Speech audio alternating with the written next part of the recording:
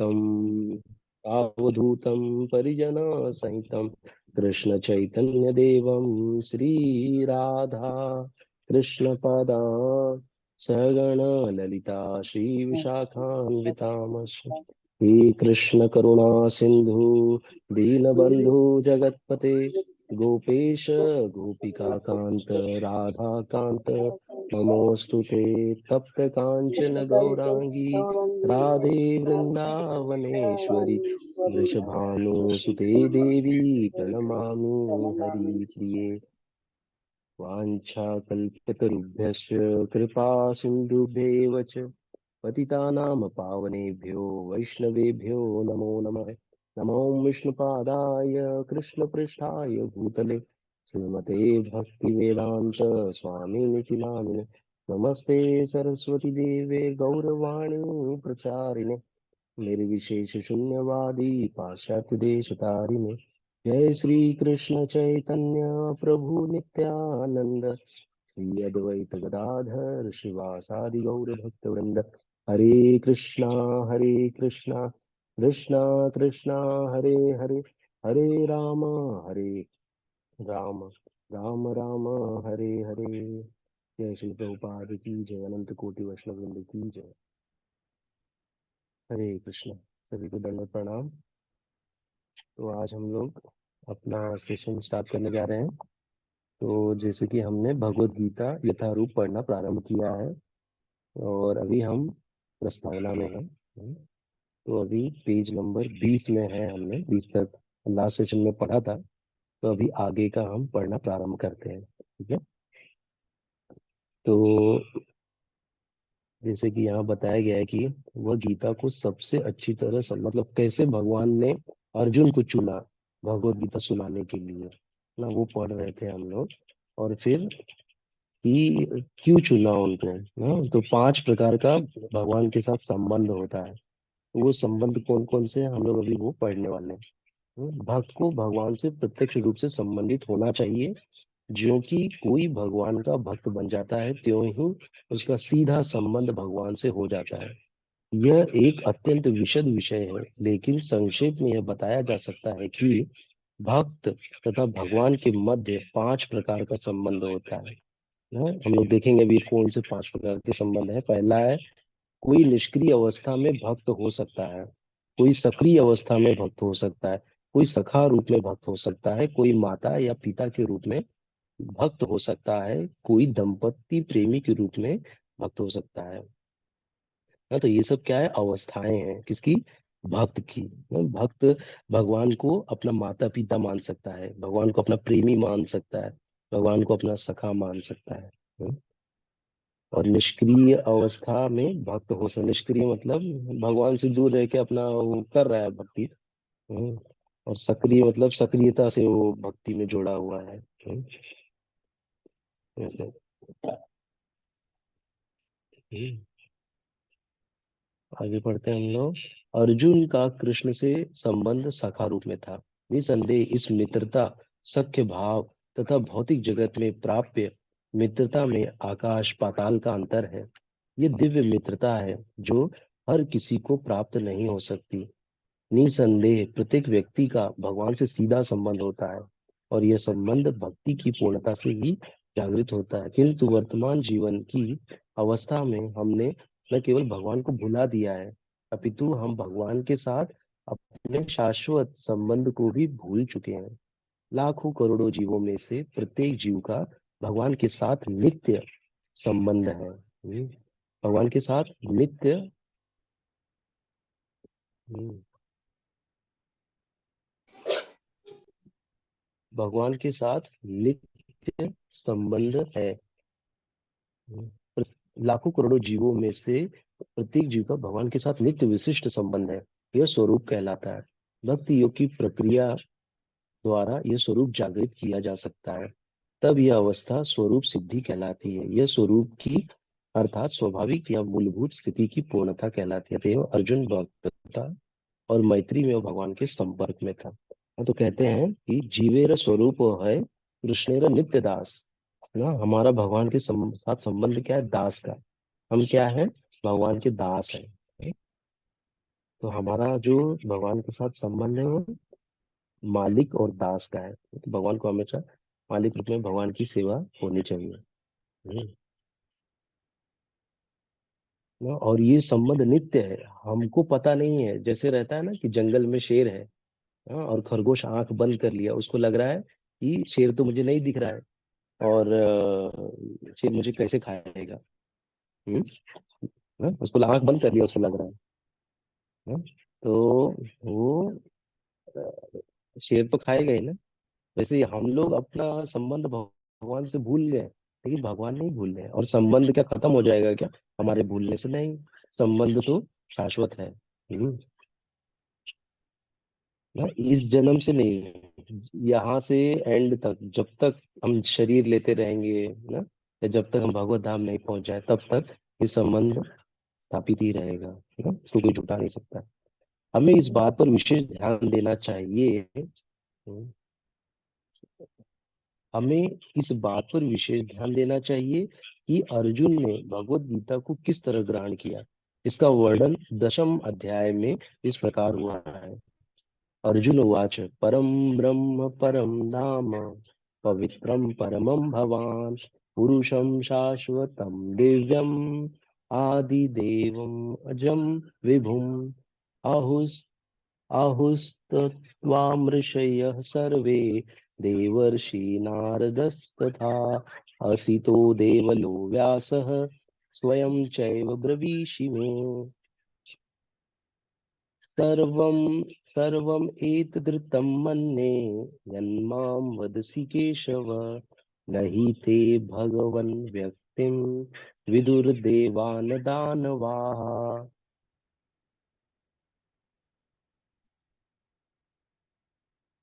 अर्जुन ने कहा, आप भगवान परम धाम पवित्रम परम सत्य हैं, आप शाश्वत है, दिव्य आदि पुरुष, अजन्मा तथा महानतम है। नारद असित देवल तथा व्यास जैसे समस्त महामुनि आपके विषय में इस सत्य की पुष्टि करते हैं।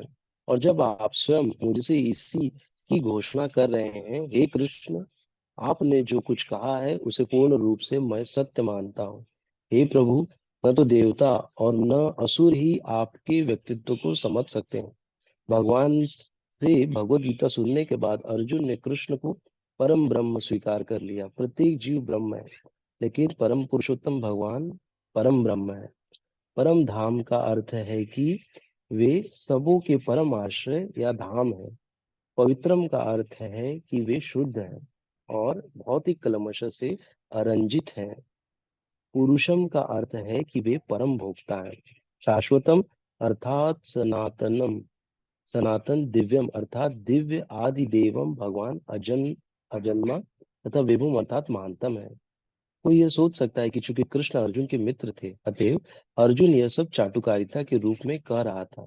लेकिन अर्जुन भगवत गीता के पाठकों के मन से इस प्रकार के संदेह को दूर करने के लिए अगले श्लोक में इस प्रशंसा की पुष्टि करता है, जब वह यह कहता है कि कृष्ण को मैं ही भगवान नहीं मानता, अपितु नारद, असित देवल तथा व्यासदेव जैसे महापुरुष भी स्वीकार करते हैं।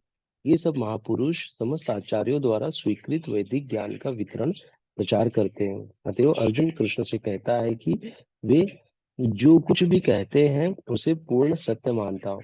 एक्चुअली यहाँ पर ये सब क्यों स्थापित किया जा रहा है?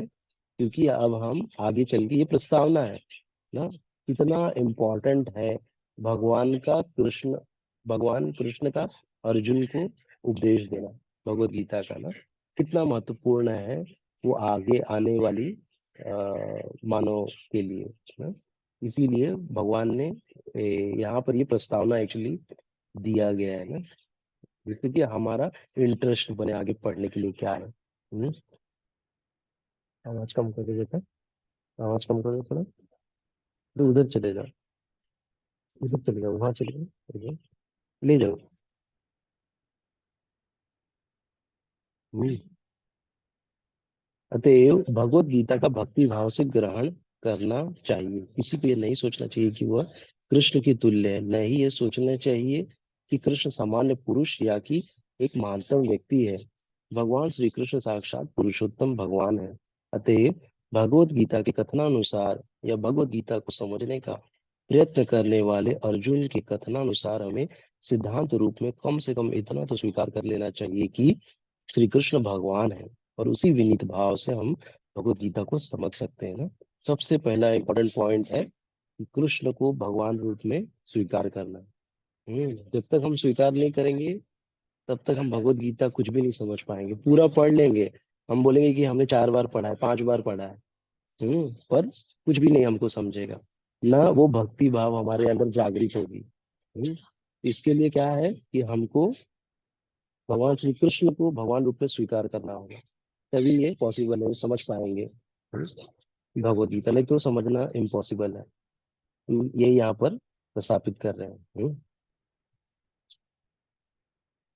आगे है, अतएव भगवत गीता के कथनानुसार या भगवत गीता को समझने का प्रयत्न करने वाले अर्जुन के कथनानुसार हमें सिद्धांत रूप में कम से कम इतना तो स्वीकार कर लेना चाहिए कि श्री कृष्ण भगवान है, और उसी विनीत भाव से हम भगवत गीता को समझ सकते हैं। जब तक कोई भगवत गीता का पाठ विनम्र भाव से नहीं करता, तब तक उसे समझ पाना अत्यंत कठिन है, क्योंकि यह एक महान महान रहस्य है न? विनम्र भाव, ह्यूमिलिटी, हमारी ह्यूमिलिटी या जो विनम्रता है बहुत हाई होनी चाहिए ना, तभी हम भगवत गीता समझ पाएंगे। नहीं तो अगर हमारे अंदर थोड़ा भी अहंकार है तो इसको समझना थोड़ा कठिन है। जैसे ही विनम्र भाव बढ़ेगा तभी होगा। विनम्र भाव कैसे आएगा? जब हम सेवा करेंगे। बिना सेवा की विनम्रता नहीं आ सकती है ना। इसलिए भगवान की सेवा करने से ही विनम्रता आएगी, और विनम्र भाव जब आएगा तब ये भगवत गीता समझना बहुत आसान हो जाएगा ना। तो हम लोग ट्राई करेंगे कि विनम्र भाव कल्टीवेट करने के लिए। और ये विनम्र भाव ऐसे नहीं कि बोल दे कि मैं विनम्र हो गया हूँ, नहीं। ये जब जितना हम ज्यादा से ज्यादा सेवा करेंगे कृष्ण को सेंटर में रख के ना, तभी ये विनम्रता का भाव हमारे अंदर आएगा। नहीं तो नहीं पॉसिबल है। हम्म, तो भगवत गीता है क्या? भगवत गीता का प्रयोजन मनुष्य को भौतिक संसार के अज्ञान से उबारना है। प्रत्येक व्यक्ति अनेक प्रकार की कठिनाइयों में फंसा रहता है। जिस प्रकार अर्जुन भी कुरुक्षेत्र में युद्ध करने के लिए कठिनाई में था। अर्जुन ने श्री कृष्ण की शरण ग्रहण की ना। कठिनाई में कैसे था कि सामने उसके भाई लोग थे, सब ना चचेरे भाई थे, सामने खड़े थे। उनके गुरु खड़े थे, उनके दादाजी ना परदादा खड़े थे, सब सामने खड़े थे। उनको उनके ऊपर कैसे अपना तीर चलाए। ये बहुत बड़ा चैलेंज था ना उनके लिए ना। तो हम समझ सकते हैं कि कैसे अर्जुन ने वहां पर, इसीलिए ये जो ज्ञान आया। अर्जुन भी हमारे जैसे ही मतलब परेशान था, दुखी था, समझ में नहीं आ रहा था क्या करें ना। तो इसीलिए भगवान ने इसका अ, ये दिया, उपदेश दिया है। अर्जुन ने श्री कृष्ण की शरण ग्रहण कर ली, फलस्वरूप इस भगवत गीता का प्रवचन हुआ। न केवल अर्जुन, वरन हम में से प्रत्येक व्यक्ति इस भौतिक अस्तित्व के कारण चिंताओं से पूर्ण है। हमारा अस्तित्व ही अन अस्तित्व के परिवेश में है। वस्तुतः हमें अनि अनि अनस्तित्व से भयभीत नहीं होना चाहिए। हमारा अस्तित्व सनातन है, लेकिन हम किसी न किसी कारण से असत में डाल दिए गए हैं। असत मतलब क्या? जो है नहीं उसको सही मानना, यही असत है। जैसे हम अपने आप को शरीर से जोड़े हैं, इसीलिए हमको लग रहा है जब तक शरीर है तब तक मैं, ये शरीर गया तो मैं गया। हम्म? लेकिन जिसको आत्मज्ञान हो जाता है वो समझता है कि आत्मा और शरीर में क्या अंतर है ना। ये भेद बुद्धि से हम इसको समझते हैं कि क्या डिफरेंस है आत्मा में और इस शरीर में ना। तो ये जो शरीर है वो असत है, आत्मा जो है वो सत्य है ना, सत्य है, सनातन है। हम्म। तो वस्तुतः हमें अन अस्तित्व से भयभीत नहीं होना चाहिए ना, क्योंकि हमको पता है कि हम क्या है, सनातन है, हम हमेशा जीवित रहेंगे। हाँ, तो इसीलिए हमको वो डर नहीं होना चाहिए ना। सबसे जो महाडर है, सबसे बड़ा डर है क्या है? मृत्यु का डर ना, कि मैं मर जाऊंगा, सबसे बड़ा डर है। भगवत गीता इसी डर पे जीत दिलाती है। अगर ये हम हमारे दिमाग में अच्छे से बैठ गया कि कैसे, कि कैसे मैं ये शरीर नहीं आत्मा हूँ, तो फिर हमारा जो मृत्यु का डर है वो अपने आप निकल जाता है, ये पढ़ने से, सुनने से।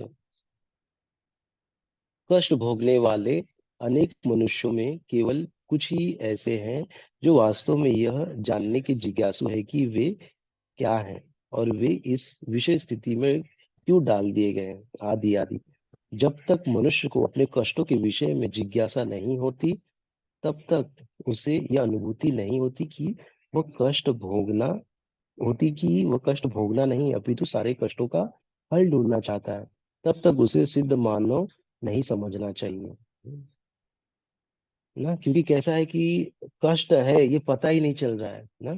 अभी हॉस्पिटल में एडमिट है, लेकिन वहां पर भी वो क्या कर रहा है, वहां पर भी वो शराब मांग रहा है कि मुझे शराब ला के दो ना। उसको कष्ट आया किस लिए है, क्योंकि वो शराब पी रहा है, लेकिन हॉस्पिटल में एडमिट है। और उसकी इतनी तलब है कि वो हॉस्पिटल में बैठ के अपने दोस्तों से कह रहा है कि मेरे लिए शराब लेके आओ ना। जब वो इस प्रॉब्लम को ही समझ में नहीं आ रहा तो उसका उपचार कैसे होगा। पहले तो जो कष्ट है उसको हम समझे कि ये कष्ट है, तभी तो कष्ट का निवारण हो पाएगा, नहीं तो कष्ट का निवारण कैसे हो पाएगा। हम्म। तो इसीलिए यहाँ पर कह रहे हैं कि जब तक उसे यह अनुभूति नहीं होती कि वह कष्ट भोगना नहीं अपने सारे कष्टों का हल ढूंढना चाहता है, तब तक उसे सिद्ध मानव नहीं समझना चाहिए। मानवता तभी शुरू होती है जब मन में इस प्रकार की जिज्ञासा उदित होती है ना, नहीं तो उसके पहले क्या है वो। मानव का अपोजिट क्या है, पशु ना, पशु है वो। पशु क्या करता है, आहार निद्रा भय मैथुन, ये चार चीजों में ही उसका पूरा जीवन बीत जाता है। कैसे खाऊं, कैसे सोऊं, कैसे संबंध करूं, और फिर कैसे, और डरना, आहार निद्रा भय, भय होता है ना कि अरे वो उधर जाऊंगा तो ये हो जाएगा, मर जाऊंगा ना, कट जाऊंगा, ये हो जाएगा। भय में आधा जीवन उसका पूरा चला जाता है। हम्म। मनुष्य के सारे कार्यकलाप तब मानवता तभी शुरू होती है जब मन में इस प्रकार की जिज्ञासा उदित होती है। ब्रह्म सूत्र में हम जिज्ञासा को ब्रह्म जिज्ञासा कहा गया है। अथातो ब्रह्म जिज्ञासा, मनुष्य के सारे कार्यकलाप तब तक असफल माने जाने चाहिए जब तक वह परम ब्रह्म के स्वभाव के विषय में जिज्ञासा न करें। अतएव जो लोग यह प्रश्न करना प्रारंभ करते हैं कि वे कष्ट उठा रहे हैं या वे कहाँ से आए हैं और मृत्यु के बाद कहाँ जाएंगे, वे ही भगवत गीता के समझने के सुपात्र विद्यार्थी हैं ना। जिसको ये पता चल गया है, जिसको बहुत एक्चुअली वही कहते हैं ना कि जो बहुत प्रॉब्लम आता है ना, तभी हम लोग कृष्ण भक्ति या भगवत गीता पढ़ने के लिए जाते हैं ना, नहीं तब तक वो नहीं होता, क्योंकि तब उसको उसकी अर्जेंसी समझती है ना?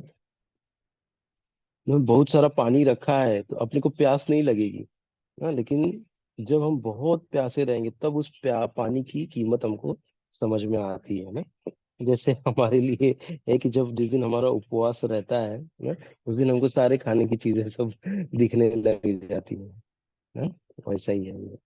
तो जिसको सुपात्र कहा गया ना, सुपात्र वही है जिसको जरूरत है एकदम, अरे मुझे चाहिए ये, वही आके सुनेगा ये भगवत गीता ना, जिसको इसकी अर्जेंसी पता है। नहीं तो वो इसको नहीं सीरियस लेगा ना, उसको थोड़ा टाइम लगेगा समझने के लिए, या उसका अभी तक वो नहीं आया कि वो अभी तक नहीं समझ रहा है कि ये कितना इम्पोर्टेंट है, क्यों मुझे पढ़ना चाहिए, क्यों इसको समझना चाहिए।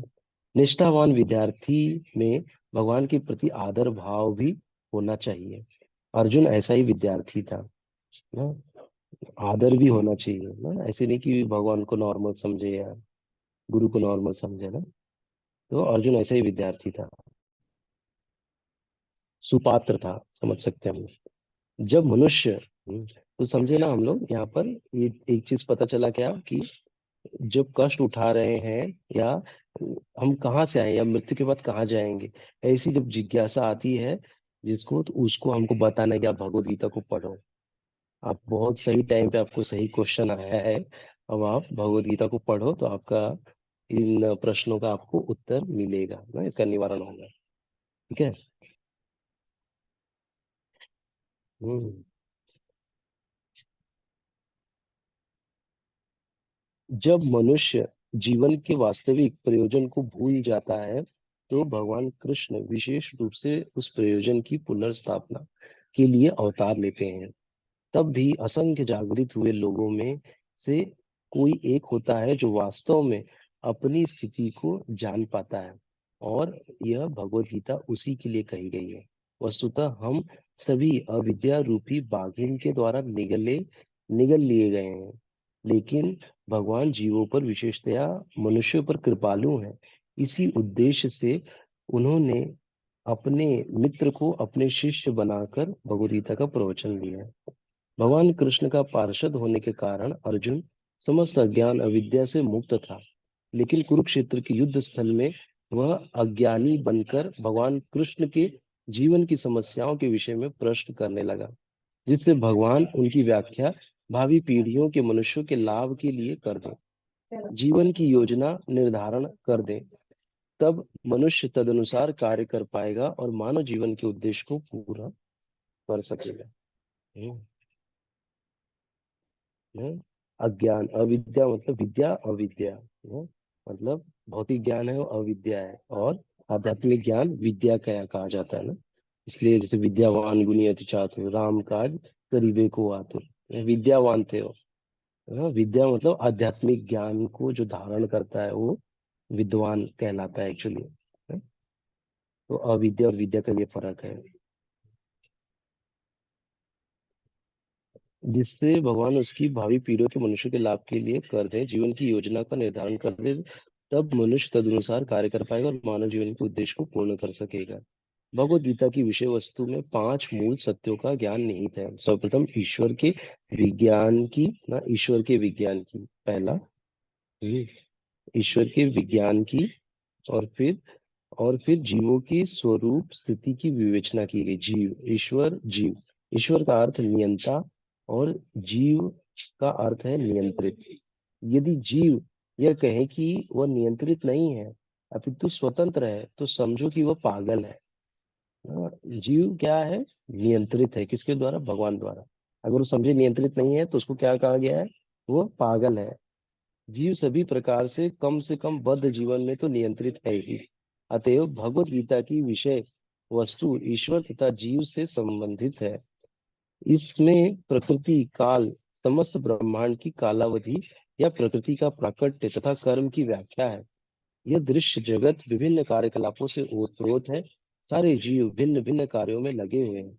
भगवत गीता से हमें अवश्य सीखना चाहिए कि ईश्वर क्या है, जीव क्या है, प्रकृति क्या है, दृश्य जगत क्या है, यह काल द्वारा किस प्रकार नियंत्रित किया जाता है, और जीवों के कार्यकलाप क्या है ना। मतलब समझे ना, यहाँ पे बता दिया गया 5 विषय वस्तु के ऊपर पूरी चर्चा हुई। क्या क्या?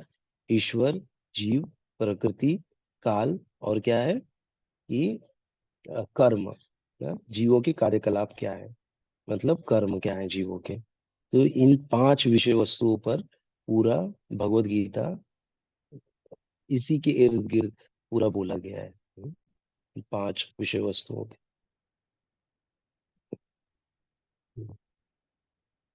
भगवत गीता के इन 5 मूलभूत विषयों में से इसकी स्थापना की गई है कि भगवान अथवा कृष्ण अथवा ब्रह्म या परमात्मा, आप जो चाहे कह लें, सबसे श्रेष्ठ है। जीव गुण में परम नियंता के ही समान है।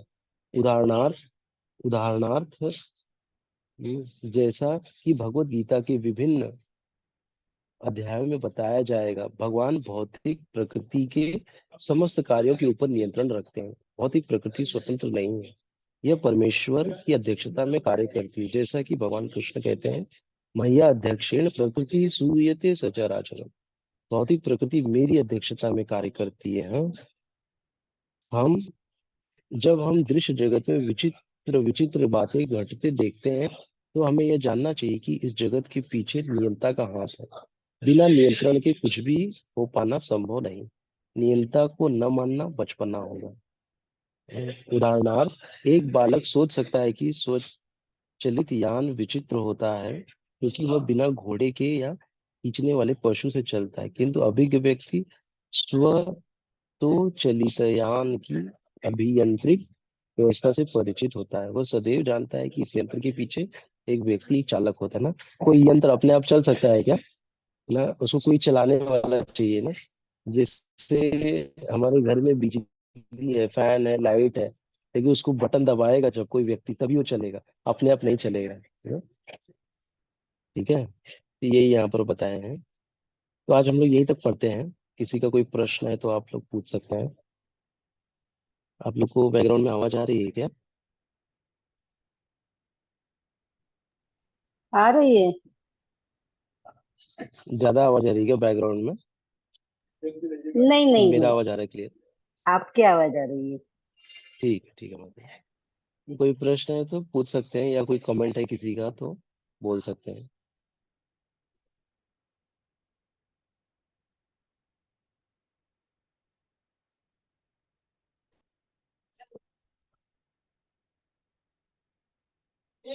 ठीक है, तो हम लोग अभी यहीं पे एंड करते हैं।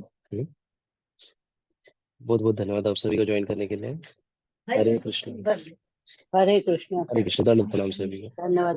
हरे दंडवत। कृष्ण। हरे कृष्ण, दंडवत प्रणाम आप हरे सभी को। कृष्ण, हरे कृष्ण सभी को, दंडवत प्रणाम। वाह।